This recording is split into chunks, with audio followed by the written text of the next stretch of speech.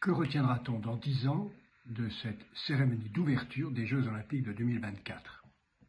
Pour avoir co-organisé avec Jacques Lang et Jean-Paul Goude les fêtes du bicentenaire de la Révolution française avec des centaines de chars sur les Champs-Élysées, suivis par des centaines de milliers de personnes avec 45 chefs d'État tout autour de l'avenue, je mesure que d'abord ce qu'on retiendra, c'est qu'il n'y a rien à retenir de tragique, que tout s'est passé bien sans difficulté, sans drame. Nous ne marquerons pas ce jour d'une pierre noire.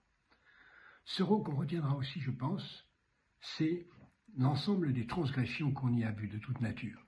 Et dans 10 ans, soit ces transgressions seront devenues naturelles et banales, et elles ne choqueront plus personne, soit au contraire, ces transgressions seront ressenties comme la mesure de ce que 2024 était un moment de décadence, et qu'il fallait revenir en arrière.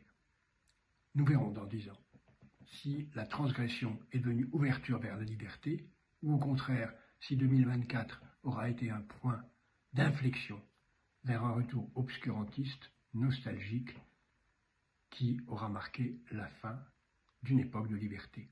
Je ne pense pas que le pire soit le plus vraisemblable. Je pense au contraire que ce qui s'ouvre ici est une période où la France aura ouvert une voie. Chers sujets du Royaume de France, chers amis chevaliers, bienvenue sur la chaîne de l'Aventurier catholique. Vous avez entendu comme moi ces propos de notre frère d'éloge du grand juif devant l'Éternel, de ce personnage illustre dans cette République, puisqu'il sévit depuis Giscard d'Estaing, entendez bien, et qui nous organise des farandoles laïques pour célébrer la Révolution, et qui là ne voit aucune transgression. Au fond, tout était bon enfant, et dans 10 ans, nous célébrerons ces transgressions comme une libération. Enfin, nous serons libérés. Mais de qui, chers amis ? Ces propos sont à peine voilés, mais ils s'adressent aux catholiques.